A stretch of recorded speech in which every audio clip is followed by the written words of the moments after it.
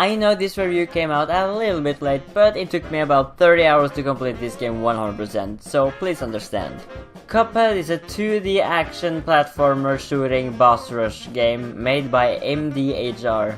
When this game first came out, it grew in popularity very quickly because of the visual style. The 1930s cartoon style is really good. The hand-drawn characters really makes this style feel very fresh. Anyway, let's look at the story. Cuphead and Mugman travels to hell to gamble at the Devil's Casino. While they're on a winning streak, the devil comes out to make them a deal. If they win, they get all the loot in the entire casino. But if they fail, their souls now belong to the devil. Without hesitation, Cuphead throws the dice once again and they fail.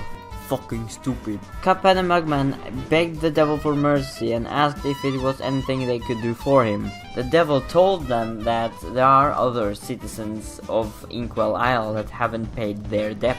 Now Cuphead and Mugman have to get the soul contracts from those citizens. And how do you do that? Well, by killing them, of course.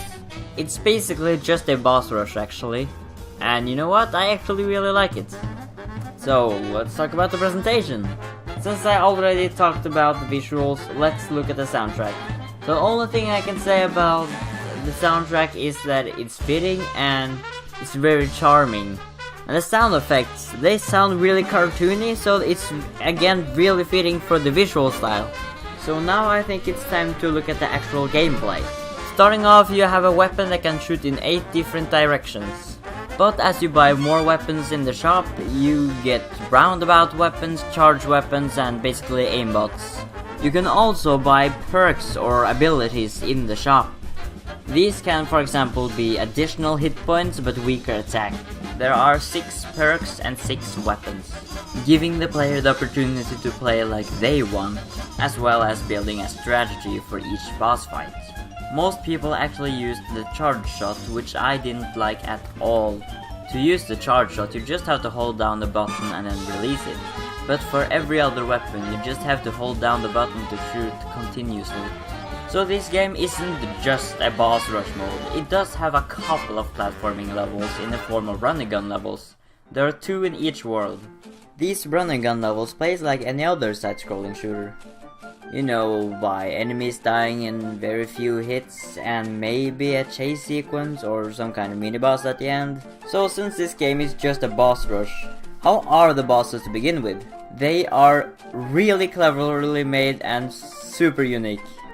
In one moment I'm fighting this flying waffle, and in the next moment I got this castle chasing me, while this chick is throwing her own head at home in on me. So yeah, very unique boss fights. And I really like how you fight all of these bosses. So all you do in the boss fights is to do damage until the boss is dead. But here's the catch, they don't have health bars. When you die, the game shows you how close you were to actually beating the boss fight, as well as when it will change form. And yeah, all of the bosses actually changes form when you get to a certain point in the boss fight, to keep the level of variety. Speaking of variety, some of the boss fights are actually airplane levels. These levels aren't really anything special other than those are the hardest levels in the game. My favorite boss fight is Werner Verman, who is a German rat that has made his own tank. In the first phase he attacks you with all kinds of projectiles, while sometimes he can charge towards you. The second phase is when things get more chaotic. You now have 2 levels you can stand on. Vermin now has flamethrowers on his tank, so you have to switch between the 2 levels. There are also bottle caps on either side of the screen that are trying to kill you. And then you enter the final phase and then... Holy shit! From here the boss releases ghost rats that shoot these energy spheres at you. So the reason why I love this boss fight so much is, well, it is a good boss fight, and also it has to be inspired by Tom and Jerry. Does anyone really remember that show to begin with? I kinda wanna go on a nostalgia trip and actually watch some of it again. I kinda wanna see the Bear in the Blue House again as well, which featured an insanely creepy moon and this fat ass bear. Wait, is it a bear in Cuphead? Close enough. Lame jokes aside though, You may have heard something about the fact that this game is pretty challenging. And yeah, it is pretty hard. I have heard some people compare this game to Dark Souls because of its difficulty. I have never played Dark Souls, so I can't really confirm that by myself. When I first started playing Cuphead, I knew it was going to be hard. So when I died, I didn't really get mad at all. And that's because this game is just trial and error. If you want to play this game, you really gotta be patient with it. Some bosses might just take 5 attempts, while others, well, you might have to sit down for a whole hour. Once you get to the devil, you can get one of 2 endings. So you can decide if you want to give Devil the soul contracts or not. If you give Devil the soul contracts, Cuphead and Mugman will now work for the Devil full time. But if you don't give him the contracts, you are ready for the final boss of the game, which is the big man himself. The fight with the Devil isn't really too special, but sure is one of the most fun bosses to fight in the game. After the Devil has been defeated, Cuphead and Mugman destroys all of the soul contracts, which saves all the citizens of Inkwell. And that is the end of Cuphead. So how do you complete Cuphead 100%? Well, I can tell you this much. It is not easy. When you beat the game like normal, you unlock a new difficulty for every boss in the game, which is the expert mode. All of the bosses now have faster projectiles, and some bosses even have different attacks.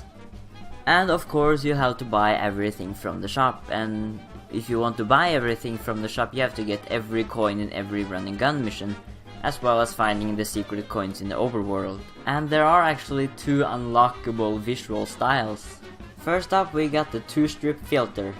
To unlock this, you gotta have at least 17 A ranks, and then you gotta go to Inkwell Isle 3 and talk to this fork. He will give you the 2-strip mode. And then we have the black and white mode. Remember the run and gun levels? Try beating those without shooting once. This is by far the hardest challenge in Cuphead. You really gotta think and find out how to get over or through the mini-bosses in the running gun levels, because you can't really kill them without shooting. So you gotta find other ways you can bypass them. It really makes you look at Cuphead from a whole other perspective, and I really enjoy that. After beating all the running gun levels on Pacifist, you gotta talk to this turtle, and he will give you the black and white filter as well as an audio filter. And that's what I needed to do to beat Cuphead 100%. Cuphead is one of the most fun experiences I've had recently. And it is actually nothing I can point out that I don't like about this game. The presentation is good, the gameplay is good, and mechanically speaking there isn't really much wrong with it, other than really minor bugs. And it doesn't really disturb the feeling whatsoever because it happens so rarely. With that being said, I give Cuphead 10 out of 10. I could recommend Cuphead to anyone who is a fan of platformers.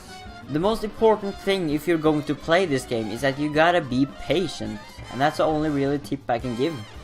I really hope you guys enjoyed this video. I know it has been a very long time since my last review, but I haven't really gotten time for it and I've been really stressed out lately. So be sure to press that like button to show your support, subscribe if you're new and want to see more from the series, and I hope to see you guys in the next video. Goodbye.